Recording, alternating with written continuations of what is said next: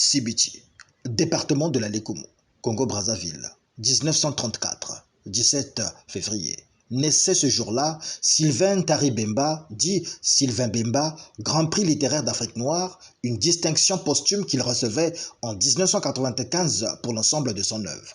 En effet, ce brillant dramaturge, nouvelliste et romancier passait à l'Orient éternel un 8 juillet de l'année 1995 au Val-de-Grâce à Paris en France, emporté par une leucémie. Dans un article qu'il signera chez Présence africaine en 1996, Jean-Baptiste Tati-Loutard dira de Sylvain Bemba que sa modestie et sa discrétion ont fait de lui l'un des oubliés du Grand Prix littéraire de l'Afrique noire.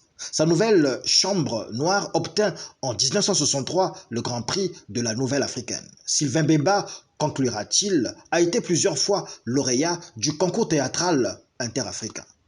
Le soleil est parti à Mpemba, roman de 186 pages. Un foutu monde pour un blanchisseur trop honnête, drame de 55 pages, sont un échantillon de romans, nouvelles et pièces de théâtre que cet écrivain congolais, qui commençait ses premiers pas comme journaliste à la Semaine africaine dans les années 60, nous laisse comme héritage. Sylvain Bemba a été ministre de l'Information dans les années 70. Et retenons surtout que ce fut un homme à multiples casquettes, dont celle de musicologue. La rumba, c'est une danse qui a été créée par les esclaves noirs à Cuba. L'on suppose que ce sont des esclaves qui sont venus du pays Congo et qui ont introduit à Cuba une danse qui était une danse des nombrils.